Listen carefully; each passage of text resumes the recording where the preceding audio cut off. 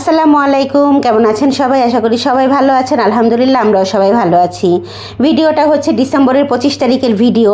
যেহেতু 25শে ডিসেম্বর একটা সরকারি ছুটি ছিল, তো আমরা ভাবলাম যে আমরা প্ল্যান করছিলাম কয়েকদিন আগেই যে 25শে ডিসেম্বর হলো আমার শ্বশুরের মৃত্যুবার্ষিকী উপলক্ষে ছোটো করে একটা মিলাদের আয়োজন করব।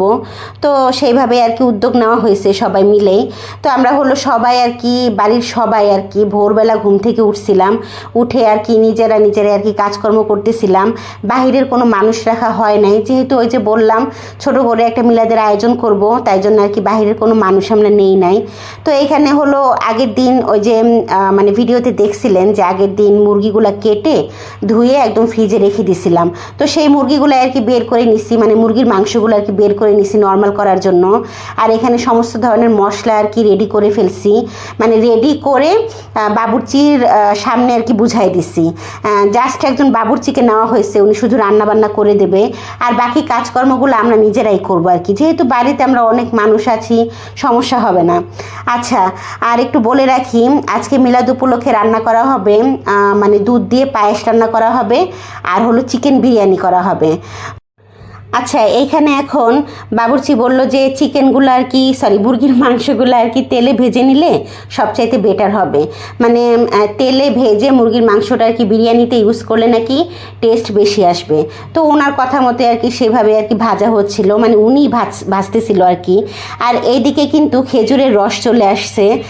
এটা হচ্ছে আমার বিয়ে বাড়ি থেকে আসছে, আমার ভাগিনার শ্বশুরবাড়ি থেকে। আমার ভাগিনার শ্বশুরবাড়ি কিন্তু আমাদের বাড়ির খুব একটা দূরে না, আমাদের বাড়ি থেকে মোটামুটি কাছেই আর কি। আচ্ছা, এটা হচ্ছে 5 লিটারের একটা বোতলে করে তারপরে হলো বিয়ায় পাঠাই দিয়েছে, যেহেতু ওনাদের বাড়িতে গাছ আছে। তো ওই গাছ থেকে আর কি খেজুরের রসটা কেটে ওনারা আর কি দিয়ে দিছে আর কি। আর খেজুরের রসটা নিয়ে আসছিল আমার ছোট ভাগিনা আর হলো ভাতিজা। ওরা দুইজনে হলো খুব ভোরবেলা গিয়ে তারপরে হলো খেজুরের রসটা নিয়ে আসছে। তো আপনাদের ভাইয়া এদিকে খেয়ে নিতেছে, আপনাদের ভাইয়াকে আর কি ফার্স্টে দেওয়া হয়েছিল। আর বাড়ির সবাই আর কি সবাই খায় না, মোটামুটি বেশিরভাগ মানুষই খেজুরের রস খায়, আর খুব কম সংখ্যক মানুষ খেজুরের রস খায় না। আর এই যে আমাদের ভাতিজা আমার ভাতিজা আমাদের বাড়ির বড় ছেলে, আমার ভাসুরের ছেলে। তো আমার ভাসুরের ছেলের জন্য সবাই দোয়া করবেন। গত বছর আমার ভাসুরের ছেলে হলো ইলেকট্রিক্যাল ইঞ্জিনিয়ারিং পাশ করছে, তো ওকে সবাই আমরা এখন ইঞ্জিনিয়ার বলে খেপাই, ইঞ্জিনিয়ার সাহেব বলি আর কি। তো ওর জন্য সবাই দোয়া করবেন, ও যেন খুব তাড়াতাড়ি খুব ভালো একটা চাকরি যেন পেয়ে যায় ইনশাল্লাহ। আমাদের খুব আশা ওকে নিয়ে, যেন ও খুব ভালো একটা চাকরি পায়, নিজের পায়ে আর কি দাঁড়াতে পারে, নিজেকে যেন সেটেল করতে পারে খুব ভালোভাবে। আচ্ছা, এখানে হলো দুধ ছাকা হইতেছিল, আর দেখেন দুধের মধ্যে কি পরিমাণ ময়লা, ভাবা যায় এত পরিমাণ ময়লা না ছাকলে কিন্তু বোঝা যাবে না, তাই না? তাই জন্য আর কি ছেঁকে নেওয়া। আর এখানে হচ্ছে 19.5 কেজি দুধ আছে।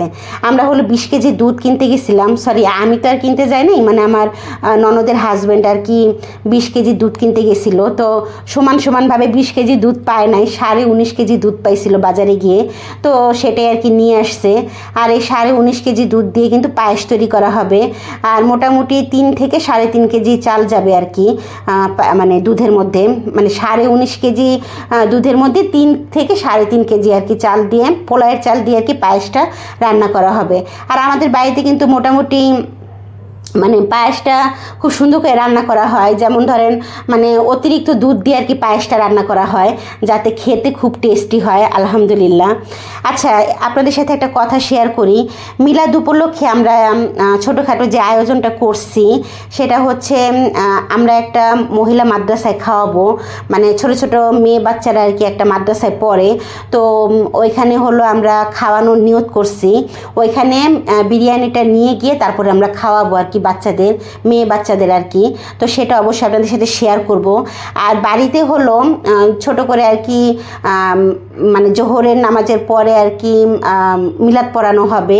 আর আমরা তো বাড়িতে অনেক মানুষ আছি, আমরা তো আছি, আর আমাদের বাড়ির আশেপাশে টুকটাক কিছু মানুষকে বলা হয়েছে, তারাও আর কি মিলাদে সামিল হবে আর খাবে আর কি। তো ওই যে বললাম খুব বড় সড়ো করে আয়োজন করি নাই, খুব ছোটোখাটো আয়োজন করছি। আমাদের মেইন উদ্দেশ্য ছিল আর কি মহিলা মাদ্রাসায় খাওয়ানো, ছোটোখাটো একটা মহিলা মাদ্রাসা আছে এখানে, তো ওইখানে আর কি খাওয়ানোর নিয়ত করছি বেসিক্যালি। আচ্ছা, আর এখানে হচ্ছে পায়েসটা কিন্তু অলরেডি হয়ে গেছে, দেখতেই পাচ্ছেন একদম ঘন করে আর কি পায়েসটা রান্না করা হয়েছে। আর ঠান্ডা হলে তো আরও ঘন হয়ে যাবে।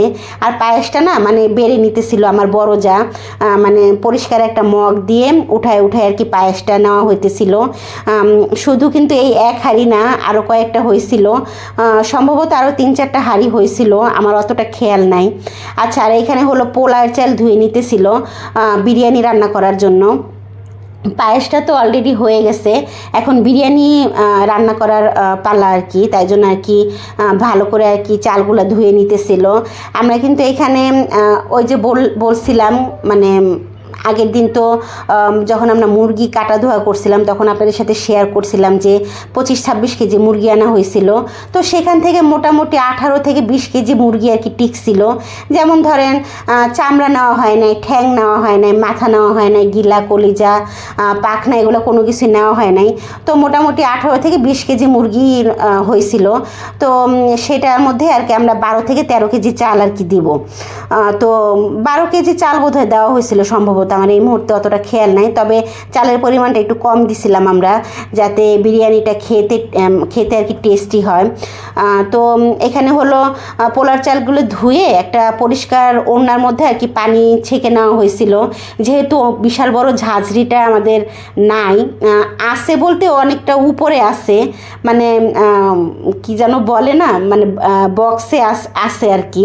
তো সেখান থেকে এখন নামানো পরিষ্কার করা অনেকটা ঝামেলা হয়ে যাবে, তাই জন্য আর কি সেই ঝামেলাটা আমরা নিতে চাই নাই। আচ্ছা, আর এখানে হলো বিরিয়ানির মাংসগুলো তো ভাজা হয়ে গেছিলো অলরেডি, তো সেগুলো এখন দিয়ে দেওয়া হবে, মানে চালের মধ্যে আর কি দিয়ে দেওয়া হবে একসাথে, মানে রান্না করার জন্য আর কি, বিরিয়ানিটা রান্না করার জন্য। তো মুরগির মাংস দিয়ে বিরিয়ানিটা কিন্তু প্রায় হয়েই যাবে, মানে চালটা তো কষানো হয়ে গেছিলো, চালটা কষানো হওয়ার পরে পানি দেওয়া হয়ে গেছিলো, পানি দেওয়ার পরে বলক চলে আসছে, তখন আর কি চিকেনগুলো দেওয়া হয়ে গেছে। তারপরে সব ধরনের মশলা তো দেওয়া হয়েছিল, তখন আর ভিডিওটা ওইভাবে করা হয় নাই, বিভিন্ন কাজকর্মে আর কি দৌড়াদৌড়ি করতেছিলাম আমরা সবাই মিলেই। আর আমার শরীরটা ওই দিন খুব অসুস্থ ছিল, কোমরের যন্ত্রণায় আমার অবস্থা খুব নাজেহাল হয়ে গেছিলো। আচ্ছা, আর এখানে এখন কাঁচামরিচ দেওয়া হবে লাস্টে, কাঁচামরিচটা দিয়ে খুব সুন্দর করে আর কি বিরিয়ানিটা রান্না করা হবে। আর আজকে আমি সম্পূর্ণটা আপনাদের সাথে শেয়ার করলাম না, মিলাদের অনুষ্ঠানের মানে সম্পূর্ণটা আমি এখন আর শেয়ার করব না, দ্বিতীয় পার্টটা আপনাদের সাথে অবশ্যই শেয়ার করব। এটা হলো মিলাদের প্রথম পার্ট, তো দ্বিতীয় পার্টটা তো অবশ্যই আপনাদের সাথে শেয়ার করব। তো আজকের ভিডিওটা আমি এখানেই মানে শেষ করে দেবো। আমার ভিডিওটা ভালো লাগলে অবশ্যই আমার ভিডিওতে একটা লাইক দিয়ে দেবেন, আর আমার চ্যানেলটাকে কিন্তু অবশ্যই সাবস্ক্রাইব করে দেবেন। আর যারা ফেসবুক পেজ থেকে দেখতেছেন তারা কিন্তু অবশ্যই পেজটাকে ফলো করে দেবেন। আল্লাহ হাফিজ।